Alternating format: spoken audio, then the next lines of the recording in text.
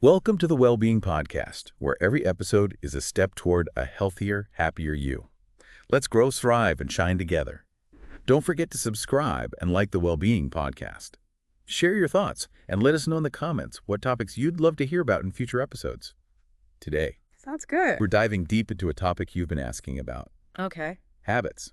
We know you're eager to learn how to build good ones and break free from those pesky bad ones. And we've got 3 great sources to help us out today. An academic handout, a positive psychology guide, and some online insights from a habits expert. Cool. It's all about understanding these patterns so we can take control of our well-being. And it's fascinating how much of our daily lives runs on autopilot. We may think we're making conscious choices, but so many of our actions are actually driven by habits we barely even notice. It's kind of freaky when you think about it, like reaching for your phone first thing in the morning or mindlessly scrolling through social media. Like our brains are wired to follow these pre-programmed paths. Exactly. And according to this handout on understanding and changing habits, that's exactly what's happening. Habits are essentially behaviors we perform automatically with minimal conscious thought. So how do these automatic behaviors get so ingrained in our brains? There's got to be a scientific explanation, right? There is. MIT researchers actually discovered a 3-step neurological pattern they call the habit loop. Think of it like this. First, there's a cue, which is like a trigger that sets the habit in motion. It could be a certain time of day, an emotion you're feeling, or even a specific location. So like when you walk into the kitchen and automatically open the fridge, even if you're not hungry, Yeah. that's the kitchen being the cue, right? Exactly. The kitchen becomes associated with snacking, so just being in that environment triggers the habit. Then comes the routine, which is the actual behavior itself, the snacking, the phone, scrolling, whatever it may be. And then comes the reward, which is what tells your brain whether this whole habit loop is worth repeating. Right. The reward reinforces the behavior, making it more likely you'll repeat it in the future. And what's interesting is that these rewards can be immediate, like the instant gratification of checking social media, or delayed, like the long-term health benefits of exercise. And let's be honest, those immediate rewards can be tough to resist. But if we can figure out how to hack this habit loop, we can start to create healthier patterns, right? Absolutely. And that's where understanding the different parts of the loop becomes so powerful. For example, let's say you always find yourself heading to Starbucks with friends after class instead of hitting the library to study. Oh, I know that struggle all too well. Socializing is fun, but those good grades are important too. For sure. So how can we re-engineer this habit loop? This handout suggests getting your friends to study with you in the library for a couple of hours and then treating yourself to Starbucks. Same reward, different routine. I love that. You're still getting that social connection, but you're also building good study habits. Or you could flip it, study solo, and then meet your friends at Starbucks. Either way, you're rewiring that habit loop to work for you, not against you. And this all ties back to well-being, right? If we can understand how habits work, we can make choices that support our goals, whether it's academic success, better health, or just feeling more in control of our lives. So we've established what habits are and how they work, but how do we actually change them? I mean, let's be real, it's not always easy. You're absolutely right. Change takes effort and commitment, but it is possible. And that's what we're going to explore next. This positive psychology guide, Develop Positive Habits, really emphasizes that habits can be unlearned and new ones can be developed with the right mindset and a little bit of know-how. Okay, I'm ready to hear the secrets. Yeah. What's the first step? It all starts with being honest with yourself and admitting you want to change. And that involves getting really clear about your goals. Not vague wishes like, I want to get better grades, but specific measurable goals like, I will study for 40 minutes twice a day in my designated study area. So instead of saying, I want to eat healthier, it's more effective to say, I'm going to pack a healthy lunch 4 days a week, right? Exactly. Specific goals help you stay focused and track your progress. But it's also important to remember that you don't have to overhaul your entire life at once. That can feel overwhelming and lead to burnout. Instead, this guide highlights the start small principle. It's about incorporating small, positive changes into your daily routine. So instead of aiming to run a marathon tomorrow, I could start by just taking a brisk walk during my lunch break. Exactly. Or if you want to read more, start with just 15 minutes a day. These small steps may seem insignificant, but they build momentum and help you develop consistency, which is key when it comes to forming new habits. I love that. It's about building those healthy habits one small win at a time. But what about the times when we stumble? Life happens, motivation dips. How do we get back on track without getting discouraged? This online guide, Transform Your Habits, seemed to have some great insights on that. It does. And it emphasizes the power of shifting your focus from what you want to achieve to who you want to become. It's about building an identity around your desired So habits. instead of just trying to lose weight, I could focus on becoming a healthy person. Precisely. And instead of aiming to write a book, you could focus on becoming a writer. It's about aligning your actions with your desired identity. And this guide has a great visual to illustrate this. It shows how identity-based goals are at the core with your processes and outcomes stemming from that central identity. Okay, that makes sense. But how do we actually build these identity-based habits? It's a two-step process. First, decide who you want to be. What qualities do you want to embody? What kind of person do you want to show up as in the world? And then prove it to yourself with small wins. I love that. So if I want to be someone who remembers people's names, I could start by making a conscious effort to repeat someone's name when I first meet them. That small act reinforces the identity of being someone who is good with names. Exactly. Each time you act in alignment with your desired identity, you're solidifying that belief within yourself. And those small wins create a ripple effect, building momentum towards your larger goals. This is all so fascinating. It's like we're learning how to reprogram our brains for success. But speaking of success, I think it's time to take a little break and give ourselves a reward for all this hard work. Agreed. A little self-care is always a good idea. But first, let's leave our listeners with a little something to ponder. Think about your own well-being goals.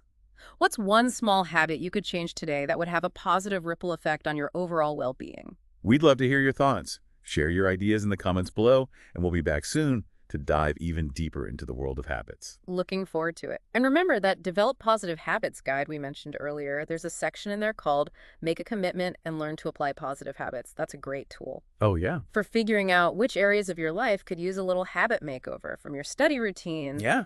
to your health and wellness practices. It's like a personalized roadmap for well-being. Mm. But I think one of the biggest challenges we face when trying to build new habits is finding the time, especially when life gets crazy busy. Oh, absolutely. We've all been there. Deadlines, piling up social calendars, overflowing, and suddenly those good intentions get lost in the shuffle. It's like, oh, I'll totally start meditating every day. Right after I respond to these emails, clean the entire house and solve world hunger. The struggle is real, but the Transform Your Habits Guide offers a brilliant solution. The schedule, not deadline principle. Instead of setting a far-off deadline, Okay. which can feel overwhelming, focus on scheduling consistent time for those small habit-building actions each day. That makes so much sense. It's like that saying, how do you eat an elephant one bite at a time? Exactly. And this guide gives some great examples of this in action. The author talks about his own experience sticking to a writing schedule, publishing 2 articles a week every week consistently. That's impressive. It Yeah. shows that you don't need to be churning out masterpieces every day. It's more about showing up and doing the work, even when you don't feel like it. Consistency over intensity, right? Right. He also shares an example of working towards a fitness goal, doing 100 push-ups in a row. Instead of setting a deadline, he committed to a regular workout schedule, focusing on the process rather than the outcome. It's about shifting from performance to practice. And I think that can apply to so many areas of life, not just fitness. We can get so caught up in reaching a certain goal that we forget to enjoy the journey and appreciate the small steps we take along the way. You're so right. And it's fascinating to think about the science behind why this schedule not deadline principle works so well. Our brains crave predictability. So by creating a consistent schedule for our habits, we're actually making it easier for our brains to cooperate. It's like we're hacking our own biology to make those positive changes stick. But even with the best intentions and a perfectly planned schedule, there are going to be times when life throws us a curveball. We get sick, unexpected events pop up, things get messy. How do we stay committed to our habits when those inevitable disruptions happen? That's where having a plan in place before things go off track can make a world of difference. And the Transform Your Habits guide has some really helpful strategies for navigating those inevitable bumps in the road. The key is to plan for failure. It's not about if you slip up, it's when. So it's about having a comeback strategy ready to go. Exactly. Instead of beating yourself up when you miss a workout or indulge in a late-night snack, you can simply acknowledge it, learn from it, and get right back on track. So what are some practical tips for getting back on track without spiraling into self-criticism? Well, first, remember the power of community. Having someone who expects something of you, whether it's a workout buddy, a writing partner, or just a friend who checks in on your progress, can be incredibly motivating. Absolutely. It's like having a personal cheerleader reminding you why you started on this journey in the first place. And Transform Your Habits also emphasizes the importance of designing your environment for success. It's not just about willpower. It's about setting yourself up to win. It reminds me of something we talked about earlier, that cue in the habit loop. If our environment is constantly triggering unhealthy habits, it's going to be much harder to make those positive changes stick. Right. Remember the flossing example. Hmm. Simply keeping the floss next to your toothbrush rather than tucked away in a drawer makes it much easier to make flossing a habit. It's about making those healthy choices the path of least resistance. So it's not about becoming some superhuman version of ourselves. It's about removing those obstacles and creating an environment that supports our goals. Exactly. And another great tip from the guide is to visualize yourself succeeding. Close your eyes and imagine yourself crushing those goals, feeling proud of your progress. I love that. It's like a mental rehearsal for success, rewiring our brains to associate positive feelings with those healthy habits. And speaking of rewiring our brains, let's shift gears a bit and talk about breaking those bad habits because, let's be honest, that can feel like a whole different ballgame. What are some insights Transform Your Habits offers on this? Well, the guide starts by addressing those root causes of bad habits, stress and boredom. We often turn to unhealthy behaviors as a way to cope with these uncomfortable emotions. It's like our brains are looking for a quick fix, a temporary escape. So when we're feeling stressed or bored, our brains are like, quick, give me that dopamine hit chocolate Netflix online shopping spree. Exactly. And while those things might offer temporary relief, they often end up making things worse in the long run. It's like putting a Band-Aid on a deeper wound. So how do we break free from this cycle? What are some effective strategies for kicking those bad habits to the curb for good? Transform Your Habits suggests a few powerful approaches. First, remember the idea of replacing bad habits with healthier ones that address the same underlying need. So instead of mindlessly scrolling through social media when I'm bored, I can pick up a book, call a friend, or go for a walk. Exactly. Or if stress eating is your go-to coping mechanism, you can explore healthier ways to manage stress, like exercise, meditation, or spending time in nature. It's about finding those positive outlets that nourish your mind and body instead of depleting them. It's like choosing to fuel our well-being instead of sabotaging it. And I think a big part of that is being mindful, right? Paying attention to those triggers that set off those bad habits in the first place. Absolutely. Awareness is key. And Transform Your Habits also suggests cutting out as many triggers as possible. If you know you can't resist those cookies when they're in the house, don't buy them. Make it easier on yourself to succeed by removing temptation from your environment. That's such practical advice. It's about setting ourselves up for success, not for a constant willpower battle. Out of sight, out of mind, right? But let's be realistic, we're all human. We're going to slip up sometimes. What advice does this guide have for getting back on track without getting discouraged? The key is to plan for those slip-ups. Remember, it's not if you slip up, it's when. And instead of beating yourself up when it happens, have a plan in place for how you'll bounce back. It's like having a mental reset button ready to go. So how can we develop that comeback strategy? Having someone who expects something of you, whether it's a workout buddy, a writing partner, or just a friend who checks in on your progress, can be incredibly motivating. Absolutely. There's strength in numbers. Yeah, And yeah. sometimes just knowing that someone else understands what you're going through can make all the difference. And Transform Your Habits also emphasizes the importance of visualization. Close your eyes and imagine yourself crushing those goals, feeling proud of your progress. It's about rewiring your brain to associate positive feelings with the changes you're making. It's almost like tricking our brains into believing that we've already achieved what we're setting out to do. In a way, yes. You're creating those neural pathways, those mental grooves that make it easier to follow through on your intentions. And the guide also has a really clever strategy for overcoming negative self-talk, which can be a huge obstacle when we're trying to change our habits. It suggests using the word but to challenge those limiting beliefs. Ooh, I'm intrigued. How does that work? For example, instead of saying, I'm so lazy I'll never be able to stick to a workout routine, try saying, I'm feeling unmotivated right now, but I know I can make time for exercise if I prioritize it. That's such a subtle shift, but I can see how it can make a big difference. You're acknowledging those negative thoughts without letting them derail you. It's like you're taking back control of the narrative. Exactly. It's about reframing those thoughts in a more positive and empowering way. And remember, even small wins are worth celebrating. They're proof that you're making progress. So let's raise a glass to those small wins. Or maybe a healthy smoothie would be more fitting for a well-being podcast. But before we indulge in our metaphorical toast, let's leave our listeners with a little food for thought. What's one bad habit you'd like to break free from? And more importantly, what healthy habit could you replace it with?